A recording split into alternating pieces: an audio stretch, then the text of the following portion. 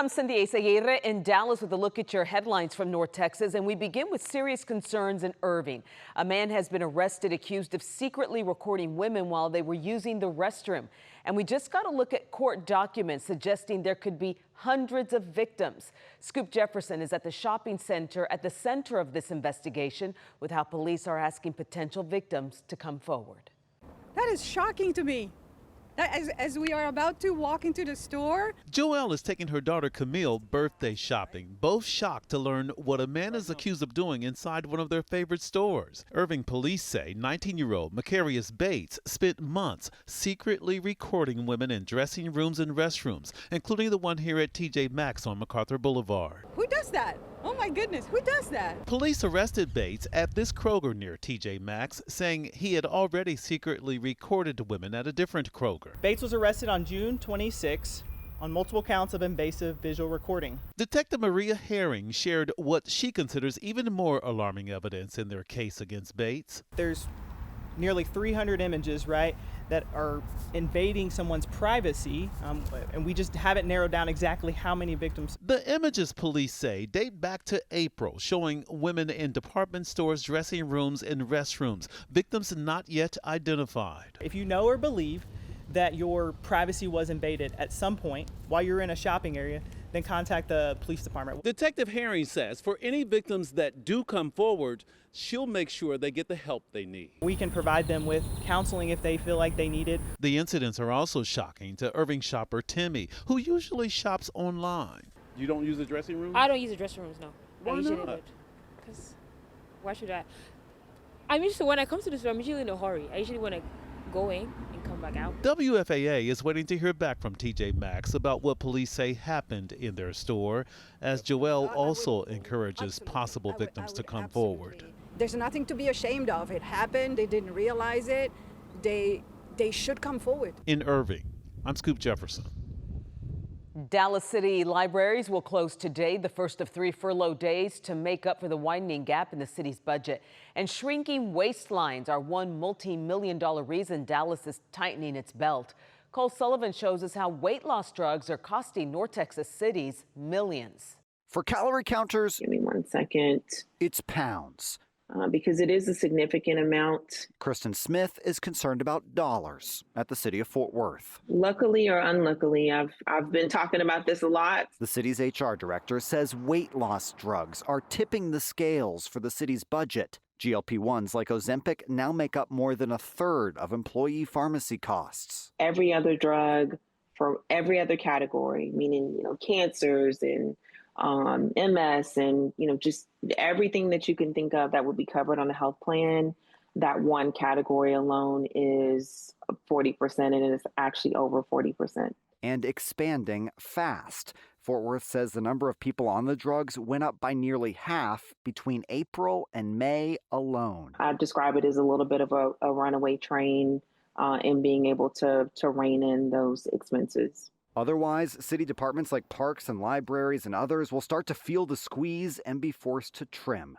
And it's not just Fort Worth. Dallas says employee health care costs are nearly $14 million over budget, supersized in part by GLP-1s. The most immediate way to reduce the spend in this category is to change the coverage. Fort Worth is notifying employees it plans to cut coverage for cutting fat, at least pharmaceutically. There are many other ways to approach weight loss. Smith says the city considered whether employees with healthier weights would mean fewer expenses in the long term for things like heart issues or knee replacements.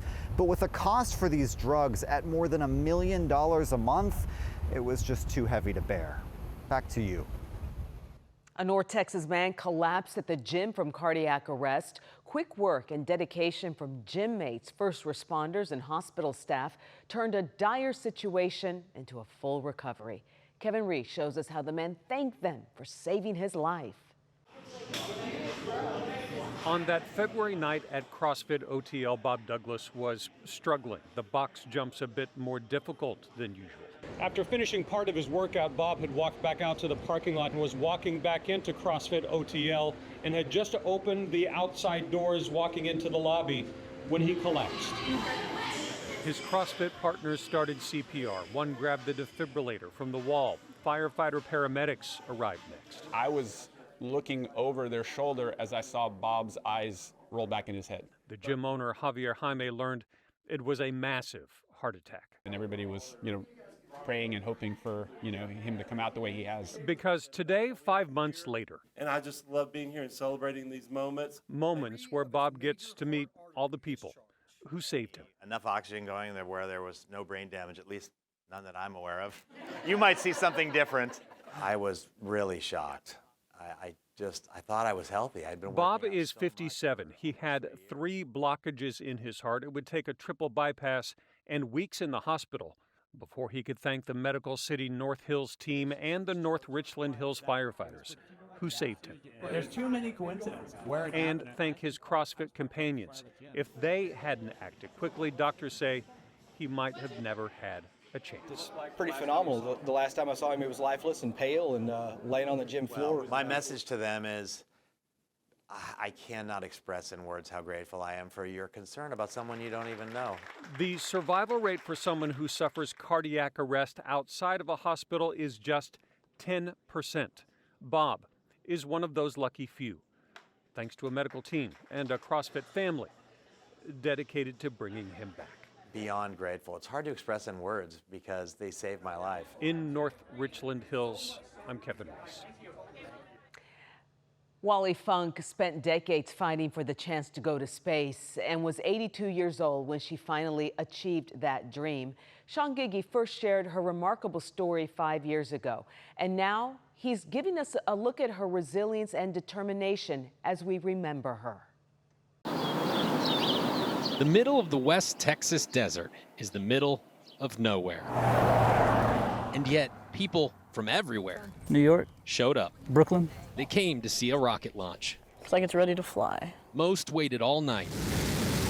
But what's more impressive than spending hours in an empty desert? I mean, I think it's amazing. Is waiting 60 years to get here. And I want to thank you, sweetheart, because you made it possible for me. I've been waiting a long time. Wally Funk wasn't the first woman to go to space, but she could have been. She has been denied this for so long, for I think like 60-something years. Wally trained to be an astronaut. Oh, you can hear it now. But in 1961, NASA didn't want women going to space. No way could this happen. By the time they finally relented, they said she was too old. Wally Funk is the one who deserves to be up there. Jeff Bezos finally gave her the chance. Can you believe a woman? Yeah, her dream came true. Some in Van Horn watched from the high school auditorium. I believe they should have let her do this a long time ago. She's waited 82 years. Oh, I love it. I love it. I felt so charged. I was not nervous. I was just normal person. It was great. I loved it. I could hardly wait to go again. Wally was in space just 4 minutes, far less than she might have been decades earlier. And while this does not erase that mistake, it's proof that wherever there are barriers, women will knock them down. It's never really over until you say it is. And I mean, she really went to space at 82 years old, so. Thank you. More to come. Wally Funk died peacefully at her home Wednesday night in Grapevine, and she will be dearly missed. And those are your headlines from North Texas.